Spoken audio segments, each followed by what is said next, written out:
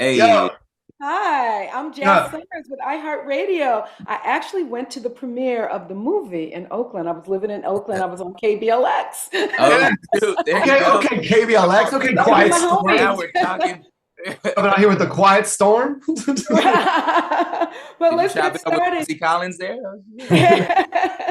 Yeah, I did see him. Yo, it's Jazzy Jazz with iHeartRadio. Now, I have the ultimate multi hyphenates in the Zoom building. I'm talking Tony and Grammy Award winning Broadway star, actor, rapper, producer, writer, David Diggs, and his day one actor, rapper, writer, Rafael Casal. Y'all, welcome. Thanks for kicking it with me. What's happening? What's Thank happening? That's what I want to know. You got Blindspotting. It's dropping now. And I love this series. It is fire. And I love that it deals with issues, but it's funny, it's poignant, you know. Talk to me about what's popping in season two. Yeah, season two is double the funny. That was our big like internal conversation. Was like, oh man, we've landed all the importance and the weight of the season, but we can get away with a lot more jokes, and so we just doubled them up.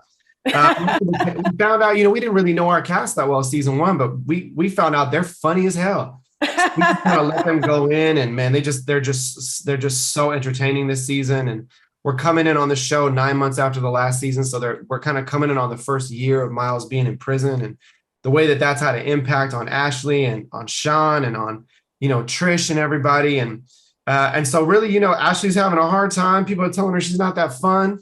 And so she's trying to turn up a little bit more to get a little bit more out of her life, but that's going to get her into a lot of trouble. And visitations are starting at San Quentin. And so there's a whole nother level of drama with, Woo! So we and got yeah, little Sean he's 7 years old. He's starting to rebel. you. We got a lot to work with this season. So we're having a good time. Yeah, and you are bringing the heat. I mean, definitely. But I love that it deals with serious issues, gentrification, race, criminal injustice, and how incarceration impacts families and people and children. What's your vision behind that?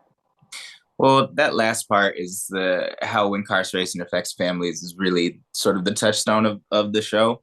It is, in a world that we think of as pretty hyper specific in terms of like our humor and where we're from, everything's pointing towards the Bay Area, but like more Americans can relate to having an incarcerated loved one than anywhere else in the world, right? So many people Hello. go through this system.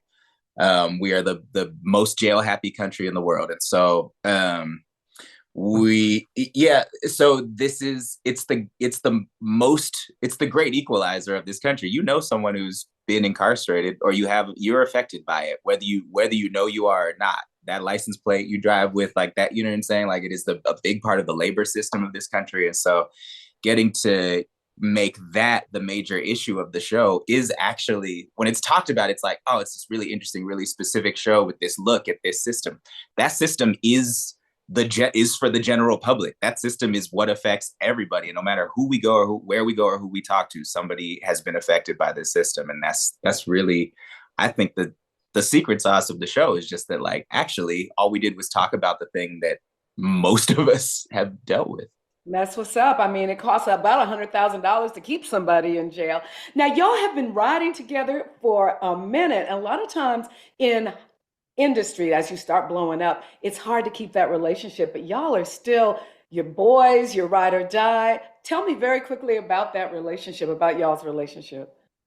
Oh yeah, I mean, at the base level, we just really fucks with each other. Like that's the main thing. Also, like we're not blowing up at 22, and we're not adults and don't know how to handle ourselves. Like Diggs and I have had a long artistic career in collaboration with each other before we were even in our 30s, before anybody knew who Diggs was or knew who I was, really. And how'd y'all meet?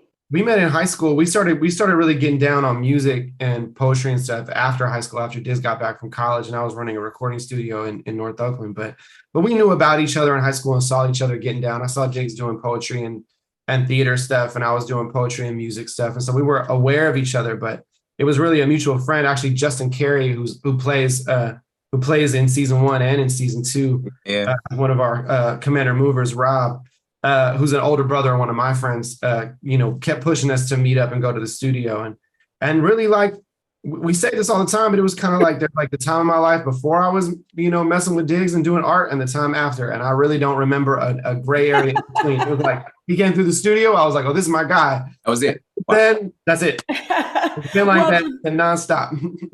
Now, David, you seem good about keeping relationships. You have been hooked up with your beautiful wifey since 2015, Emmy. What is the secret? How do you keep it spicy?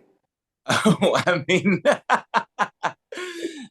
she's Where has this gone? Yeah, I know how we get here. No, I mean, look, it's when you meet your person, you meet your person. That's what it is, and like it's a hard business, but it's also, we don't get to see each other very much. Like, she ain't here right now. She doesn't get to come to the premiere night. She works. She's like, incredibly successful artist as well. And so like, I just, you make time. That's really the only secret I can tell you, is like, I literally just came from Toronto because I, had 24 hours to see her. So I had 24 hours. So we made 24 hours. That was a hot 24 hours. Okay, I've got two last questions because I know they want me to wrap up. Rafael, are you free single here to mingle, or are you cuffed up? Man, I got a hard line of not doing this. I keep it to Blindspotting and only Blindspotting. You ain't seen not one picture on the back of my wall with me on a sandwich with nobody. All right, two very last questions. And again, I just want to, I know you play a crab in Little Mermaid, David. Real quick comment on the controversy around Halle Bailey, a black woman playing Ariel, and that has caused all kinds of firestorms. Real quick, your thoughts on that, and then we'll roll out. Oh, I don't know. Is it controversial? No, not to me. She's a mermaid in the Caribbean. I think we should have some controversy about her being a redheaded white woman. We got it. Maybe it's just a correction. Maybe that's right. All right. So I don't know. Look, we're gonna have to wrap up this. They're like, don't talk about her. All right. Now, as we go out, I hear you did a rap about Hanukkah and puppies. Can you spit a few bars? We're over time. We need to wrap you. I'm so sorry. You'd have to. Disney owns that too. You'd have to pay a lot for that. Oh, okay. Well, listen, thank you so much, Rafael. Thank you, David. Everybody, fam, check out Blindspotting on Stars, season 2. Thank you, Jazz. Mwah. Yes. Congratulations on it.